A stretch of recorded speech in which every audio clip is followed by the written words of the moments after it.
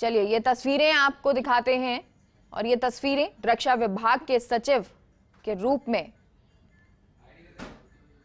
देश के नए CDS lieutenant general Anil Chauhan आज पद संभालेंगे। उससे पहले ये अमर जवान ज्योति की तस्वीरें हैं।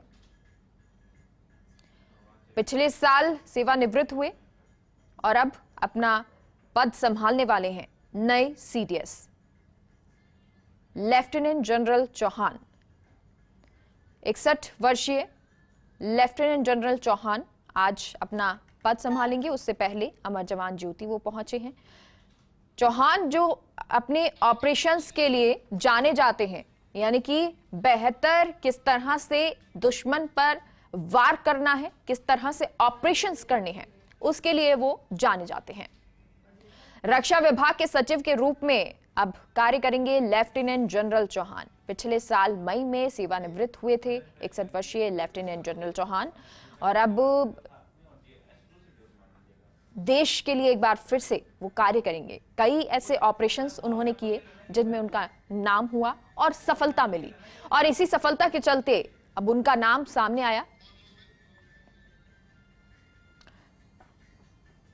तो वॉर मेमोरियल की ये तस्वीरें आपको दिखा रहे हैं जहां पर पहुंचे हुए हैं अनिल चौहान।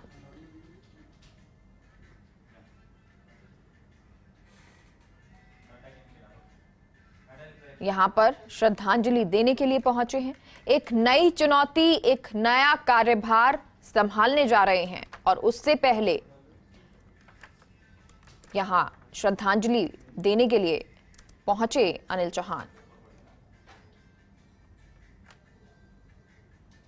बालाकोट एयर स्ट्राइक के वक्त सेना के डीजीएमओ थे अनिल चौहान और चीन के मामलों में उनको एक्सपर्ट माना जाता है और इसलिए अब वो संभालने वाले हैं नए सीडीएस का कार्यभार।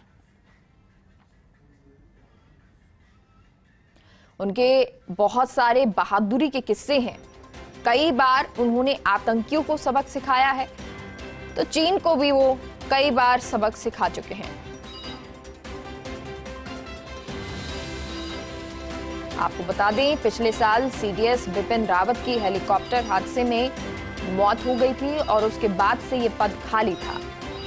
अब रक्षा मंत्रालय ने ये कहा है कि सरकार ने retired lieutenant general Anil Chauhan को देश का अगला चीफ ऑफ डिफेंस स्टाफ बनाने का फैसला किया है और अब आज वो कार्यभार संभालेंगे।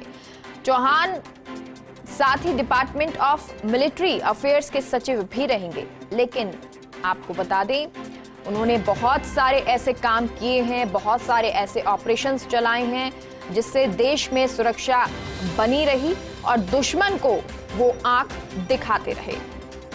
3 star lieutenant general Anil Chauhan देश के पहले सैन्य अधिकारी हैं जो रिटायरमेंट के बाद बतौर सीडीएस 4 स्टार जनरल बनाए जाएंगे। इस समय तीनों सेनाओं के जो प्रमुख हैं, चौहान उनसे सीनियर हैं। Lieutenant general Chauhan national security council secretariat यानी कि एनएससीएस में मिलिट्री एडवाइजर रहे हैं। यानी national security adviser Ajit Doval के साथ मिलकर इन्होंने कई शानदार मिशन और ऑपरेशंस को अंजाम दिया है। लेफ्टिनेंट जनरल अनिल चौहान को चीन से संबंधित मामलों की बहुत जानकारी है और वो चीन की हर चाल को समझते हैं क्योंकि उन्होंने ईस्टर्न कमांड में काफी लंबा काम किया है, तो वहां के कमांडर भी रहे हैं, वहां से रिटायर भी हुए।